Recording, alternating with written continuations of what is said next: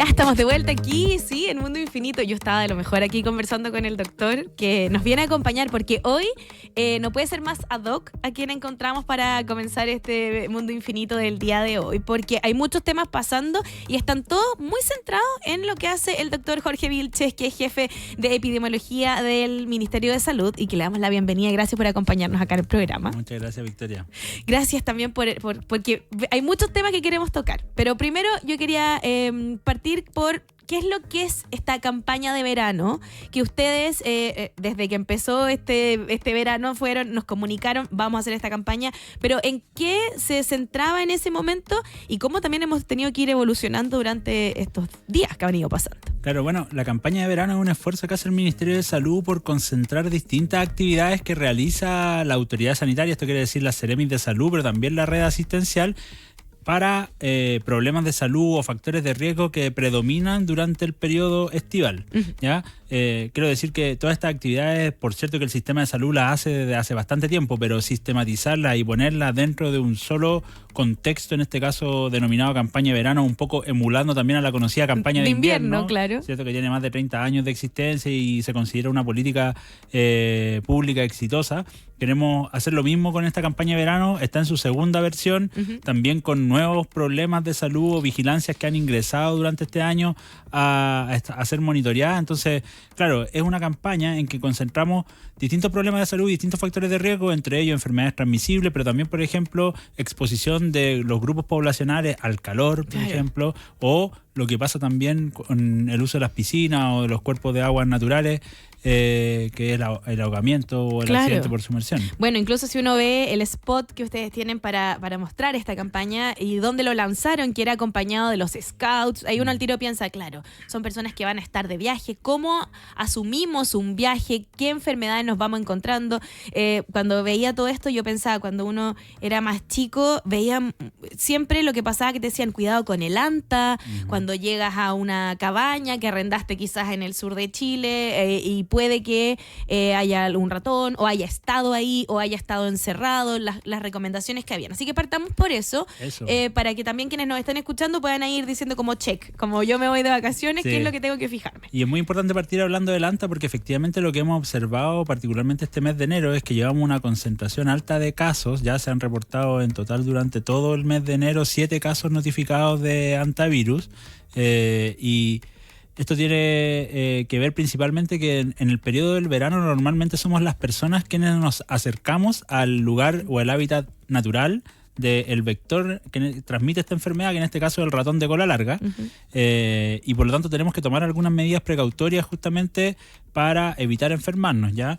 La primera, normalmente como vamos a visitar lugares que son rurales, que es donde está presente el ratón de cola larga, es definir o tomar las decisiones de habitar, por ejemplo, en este caso si vamos a acampar, elegir camping que estén autorizados, ocupar zonas que estén desmalezadas, que no tengan pastizales, que es por donde en general circula el ratón. También, por ejemplo, si voy a hacer actividades diarias en sectores rurales como trekking, siempre hacerlo a través de senderos que estén autorizados, que estén correctamente identificados, porque también a veces la gente empieza a hacer trekking por sectores que no están habilitados y puede tomar contacto con el ratón de cola larga, que normalmente prefiere zonas donde hay alimentación y ellos pueden ocuparse de ello. Lo otro también es justamente como tú decías, si yo arriendo una cabaña en el sur que pasa constantemente durante el año cerrada, es muy importante tomar las medidas precautorias para entrar a la cabaña, abrir todas las ventanas, permitir que ese espacio se ventile por unos 30 minutos, porque el antivirus es una enfermedad que se transmite por las vías respiratorias, ¿ya? Con las secreciones que deja el ratón en distintos lugares, las secreciones tanto de orina como de heces. Y después de eso, después de ventilarlo por 30 minutos, hacer todo el aseo profundo que es necesario con guantes, con mascarilla. ¿Ya? Esas son algunas recomendaciones que podemos entregar. Y por ejemplo, cuando usted decía el tema de un trekking, porque de repente uno dice, me lanzo, me voy aquí por la vida sana, voy a hacer un buen trekking, pero no tiene noción de este tipo de cosas. Si está al aire libre, ¿cómo uno podría llegar a contagiarse? ¿Habría que tocar el ratón? O si se levantan esporas. Estoy preguntándolo así lo más básico posible. Claro, bueno, siempre la transmisión es por vía respiratoria, ¿ya? Entonces nosotros deberíamos estar en algún lugar donde hayan secreciones del ratón. Estamos hablando de de orina o de heces, y esto puede pasar tanto en espacios cerrados como en espacios abiertos. Por eso la importancia es que es más probable que el ratón esté en los lugares, por ejemplo, donde hay pastizales, donde hay maleza, donde hay arbustos, y normalmente las zonas que están autorizadas para hacer trekking cuentan con senderos que están demarcados, habilitados, que justamente están desmalezados, y por eso se decide ocupar esas vías y no otras para poder hacer esta actividad deportiva. Doctor, aprovechando de que estamos ahí hablando de estar expuestos en la naturaleza y también al aire libre, pensamos de inmediato lo que pasa con las olas de calor y lo que vamos a estar viviendo también en el día de mañana, que ya se anunció que va a ser en más de 100 comunas de nuestro país va a haber altos niveles de calor. Sí. ¿Cómo nos estamos, cómo tenemos que enfrentarnos a esto? ¿Cómo ustedes desde el ministerio nos recomiendan que nos preparemos para algo así que vamos a tener que empezar a acostumbrarnos? Así es, bueno, el calor extremo y las olas de calor están relacionados obviamente con múltiples factores. Uno de ellos, por ejemplo, lo que viene pasando con el cambio climático. Entonces vamos a tener que empezar a acostumbrarnos, como dices tú, a ver esto con mayor frecuencia y con mayor intensidad. Y además el calor extremo es un factor de riesgo que afecta en general a toda la comunidad de manera igual. O sea, no es que hay personas distintas vayan a percibir de manera diferencial el calor, pero sí hay algunos grupos objetivos de riesgo que pueden tener o menos percepción de algunos de los síntomas que se generan por el calor extremo, o que por su condición personal pueden verse afectados. Estamos hablando de los extremos de la vida, ¿cierto? Personas mayores, niños menores de 5 años, pero también personas que tienen enfermedades crónicas. Ya muchas veces la afectación que se provoca a la salud de las personas, por cierto, que puede ser directamente asociado al calor extremo, siendo el cuadro clínico de salud más grave el golpe de calor, pero también, por ejemplo, personas que tienen enfermedades crónicas como enfermedades cardiovasculares o enfermedades respiratorias como el asma, pueden verse descompensadas también durante este periodo. Incluso, por ejemplo, afectarse los medicamentos. Personas que toman medicamentos de manera habitual, si no lo están preservando en las condiciones que dice el envase, pueden perder su propiedad activa y tener menos efecto a la hora de consumirlo. Claro, y en estos grupos de riesgo, ¿cómo yo puedo saber que es el momento de decir, ok, esto ya es una urgencia? No es que simplemente tenemos mucho calor y tenemos un poco de sed, sino que ya es el momento de decir, nos vamos a una urgencia, o hay que hacer algo, o cómo reaccionar. Por ejemplo, usted decía, niños menores de 5 años, yo pensaba que era, no sé, lactantes, pero niños de 5 años ya se puede expresar, puede decir muchas cosas, pero ¿cómo saber qué es lo que está sintiendo? Claro, bueno, el golpe de calor, que es el evento de salud más grave relacionado al calor extremo, se presenta principalmente por temperatura elevada. O sea, es una persona que va a tener fiebre, normalmente fiebre alta, sobre 39-40 grados, pero además de la fiebre, vamos a identificar algunas condiciones particulares, por ejemplo, de la piel, que en un inicio puede ponerse sudorosa, pero también después puede ponerse enrojecida, seca.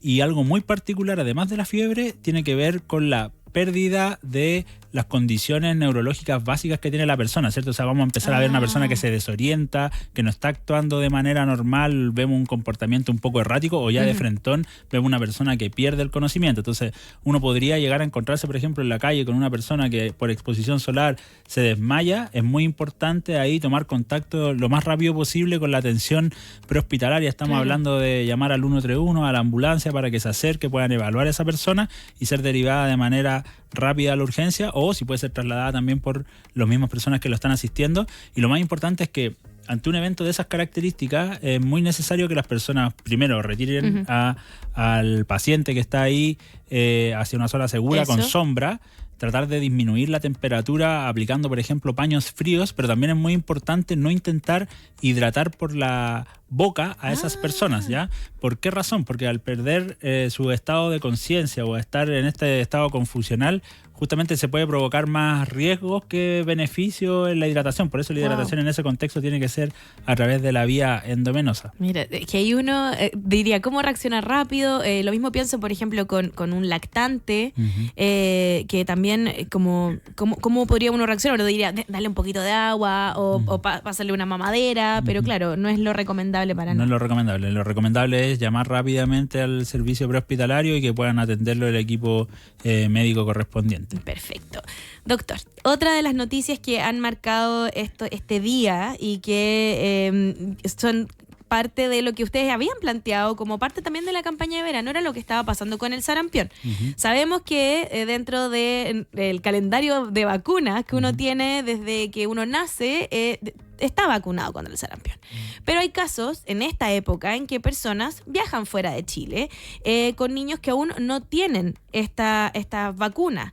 ¿Qué pasa? ¿Cómo uno se recomienda no viajar? ¿Se recomienda adelantar quizás la vacuna? Esto lo digo porque se conoció en el caso de un niño que venía con sarampión desde México. Claro. ¿Qué nos puede contar usted sobre eso? Bueno, sí, acabamos de entregar mucha información relacionada a este segundo caso confirmado, importado de sarampión. En este caso es efectivamente un lactante de 11 meses de la región de Atacama, que viajó a mediados de enero a México, un país que actualmente cuenta con una circulación altísima de sarampión. ¿Ya? Cuando la Organización Panamericana de la Salud nos entrega cifras, nos da cuenta que Canadá, Estados Unidos y México particularmente tienen una situación de mucha circulación del virus del sarampión. Y claro, en un mundo globalizado como en el que estamos hoy día, cada vez más personas viajan, sobre todo en sus periodos de vacaciones, y se exponen a estos riesgos, ¿cierto? Efectivamente, como dices tú, Victoria, existe una vacuna que es la mejor medida preventiva que tenemos hoy en día para responder a esta enfermedad. De hecho, la región de las Américas llevaba mucho tiempo certificada con el sarampión eliminado como un problema de salud pública, pero el año pasado perdimos ese estatus porque Canadá no pudo controlar por más de 12 meses todos los brotes de sarampión que tenía. Y hace poquito también la misma Organización Panamericana de la Salud llamó a Estados Unidos y a México por la misma situación. Lo bueno es que en Chile nosotros estamos recertificados desde el año pasado también, y esto se acarrea desde el año 93, como un país libre de la transmisión endémica del sarampión, porque no tenemos casos autóctonos, ¿ya? Y por eso hacemos la diferenciación de que los dos casos que han sido notificados durante este año son casos importados. Eso quiere decir que adquirieron la enfermedad en otro país y que fueron diagnosticados aquí en nuestro país. Y lo que tenemos que hacer ahí como autoridad sanitaria es tomar todas las medidas preventivas que podemos hacer, como el bloqueo epidemiológico con la vacuna a los contactos de esas personas que están enfermas confirmadas, pero también fortalecer la vigilancia epidemiológica, y eso quiere decir alertar a todos los equipos, a las médicas, a los médicos que están trabajando en establecimientos de salud que sospechen de estos casos, cuando justamente el paciente que acuda entregue el antecedente de que, por ejemplo, viajó a un lugar de alta endemia. Y para no perderme la posibilidad de lo que hablábamos inicialmente, que es las vacunas, ¿cierto? El Programa Nacional de Inmunizaciones en Chile, que es un programa bastante fuerte, y la verdad que como comunidad somos bien cercanos a todas estas herramientas de salud pública que se ofrecen, cuenta con la vacuna del sarampión. La vacuna está indicada en su primera dosis a los 12 meses. Y la segunda dosis a los 36 meses. Eso quiere decir la primera a 1 año y la segunda dosis a los 3 años. Por eso la invitación más importante, que para mantener este estado de Chile de libre del sarampión, necesitamos que todos los adultos responsables de esos niños y niñas verifiquen que estén al día con su vacunación, y quienes no lo estén se pueden acercar rápidamente a los vacunatorios públicos o también a los vacunatorios privados que están en convenio con la Seremi de Salud, para que accedan a esta estrategia, que es una estrategia universal, que es gratuita y que está disponible para todos los residentes de nuestro país en ese rango etario. Sí, cuando uno va al vacunatorio, sea como dice, público o privado, está este calendario donde uno ve la edad del niño, incluso ya no tan niño sale también en todo este cuadro, y qué es lo que deberías vacunarte. Y de repente uno escucha como, hoy se me olvidó ir a los 6 meses. Bueno, o a los 12 o a los 36, pero es súper importante estar revisando. Esta información está en la página del ministerio, ¿cierto? Si uno se mete a la página web vacunas.minsal.cl, está toda la información relacionada a lo que tiene que ver con vacunas, y si no, directamente se puede llegar también a través del sitio www.minsal.cl. Doctor, bueno, estamos conversando con el jefe de epidemiología del MinSal, el doctor Jorge Vilches, y para quienes están viajando, como decía usted, por ejemplo, en Canadá, Estados Unidos, México, se sabe esta noticia de que el sarampión está ahí, está más presente de lo que está en nuestro país. En el caso de que, por ejemplo, yo tengo que viajar con mi hijo que tiene 8 meses y, por ende, no tiene la vacuna del sarampión, ¿existe la opción de que se le pueda hacer una vacunación adelantada? ¿Hay algo que uno pueda hacer? ¿O, de preferencia, decir, esperen a que los niños ya tengan esta cobertura y luego viajar? Sí, creo que ambas cosas son complementarias. Ya lo primero es que la vacuna del sarampión es obligatoria a los 12 y a los 36 meses. Sin embargo, el Ministerio de Salud ha emitido una recomendación para viajeros y vamos a centrarnos en la población infantil que tiene posibilidades de viajar, porque la recomendación que hemos hecho es que niños que tengan entre 6 meses y 11 meses pueden recibir una dosis de refuerzo previo a un viaje a alguno de estos países de alta endemia. Idealmente 15 días antes del viaje. Ya Perfecto. Eso es importante tenerlo en consideración porque el cuerpo necesita, después de la vacunación, un tiempo para generar la inmunidad. Entonces es muy importante también que las familias que estén pensando en viajar se tomen un tiempo, idealmente un mes antes, para consultar con su médico de cabecera y decir, bueno, mira, vamos a ir a tal país, cuáles son los riesgos a los cuales nosotros nos podemos exponer allá, porque genuinamente algunas personas pueden no saberlo y no prepararse con anticipación. También está la posibilidad, porque a un niño que ya se vacunó, por ejemplo, con la primera dosis a los 12 meses, pero todavía no cumple los 3 años, le falta su segunda dosis, ese niño también puede recibir una dosis de refuerzo si es que va a viajar. El ideal es que esa dosis sea puesta después de 4 semanas de que recibió la primera, o sea, en caso de que el niño se vacuna al año, debería ser al año un mes, de ahí en adelante podría recibirla, siempre con esta consideración de acudir al menos 15 días antes para que se genere la inmunidad. Y doctor, el caso anterior que se supo de sarampión era una adulta que había ido a estudiar y también volvió contagiada con esto importado en el fondo. Para los adultos, ¿qué hacemos? ¿Cómo sabemos que quizás estamos vacunados? ¿Cómo no saberlo? ¿Hay algún grupo etario que deba poner más atención que otro? Claro, bueno, en los adultos es muy importante. Nosotros tenemos alrededor del año 2010 un registro electrónico de la inmunización, entonces por eso en general casi todos los niños y los adolescentes nosotros podemos saber fehacientemente cuántas dosis tienen y de qué vacuna están vacunados. Pero para los adultos eso es un poco más difícil, entonces tenemos que recurrir, y hay algunos adultos muy responsables que guardan todos sus antecedentes médicos y tienen sus carnets de vacunación. La mamá lo guardó. Efectivamente, el carnet físico es una prueba fehaciente de que fue inmunizado. Entonces, por ejemplo, si yo tengo dudas y acudo con mi carnet a un centro de salud, ahí pueden verificar si efectivamente tengo mis dosis al día de la vacuna del sarampión. Pero en caso de no tenerlo y no conocerlo, hay algunas causas por las cuales estas personas adultas podrían acercarse y recibir una dosis de refuerzo. Una de ellas, por ejemplo, es cuando tenemos adultos que van a viajar por razones de estudio o por razones de trabajo a un país que le exige la vacunación del sarampión y que no tienen cómo ellos dar cuenta de que eso está así en su situación de salud personal. Pueden acudir a los vacunatorios con un verificable del viaje que van a realizar y la solicitud que le hacen, y pueden acceder a un refuerzo de la vacunación de sarampión previo al viaje. Lo mismo con lo que se ha difundido en algunas otras oportunidades, este grupo poblacional nacidos entre el 1971 y el 1981, que particularmente para ellos también se ha emitido dentro de las recomendaciones para viajeros, ¿ya? Y eso es súper importante entenderlo, porque ¿por qué es para viajeros? Porque nosotros aquí en Chile no tenemos una transmisión de casos al interior del país. Si una persona está acá en el país, tiene que tener la tranquilidad de que la probabilidad de enfermarse por sarampión en el país acá tiende a 0. Sin embargo, si voy a salir de viaje, existen más riesgos potenciales. Entonces, también esas personas nacidas entre el 71 al 81 que van a viajar a algún país donde hay alta circulación del sarampión y que no tienen cómo verificar sus dosis puestas durante esa época, pueden acercarse a los vacunatorios y acceder a una vacuna de refuerzo. Buenísimo. Doctor, sabe que tengo muchas otras preguntas, pero el tiempo ya avanzó rapidísimo, así que yo sé que vamos a volver a conversar. Eso. Yo ya había dicho, hay muchos temas por hablar y va a quedar ahí pendiente, pero desde ya le quiero agradecer por habernos venido a explicar todo esto, porque de repente uno escucha una noticia, se impacta, dice, ¿qué voy a hacer? ¿Qué hacemos en familia? ¿Qué vamos, si vamos a viajar? Pero aquí con esto ya nos quedó bastante claro qué es lo que está pasando específicamente con el caso del sarampión. Hablamos también del golpe de calor, del ANTA, pero principalmente los llamamos a todos a que estén atentos a lo que todos los días vivimos. Nuestra salud habla por sí sola. Sí, solo por último dejar la recomendación de que puedan visitar el sitio web del Ministerio de Salud, el link de campaña de verano, y bueno, ahí estamos normalmente difundiendo todo. Y si hay dudas en la condición de salud por cualquiera de los eventos que ya hablamos u otros, siempre está disponible el teléfono de salud, responde al 600-360-7777.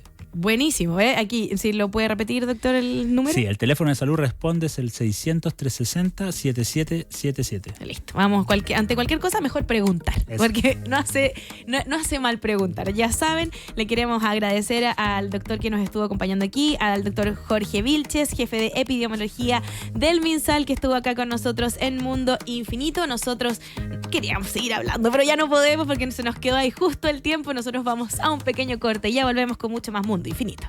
Escuchas Mundo Infinito por la 100.1, cuando la sostenibilidad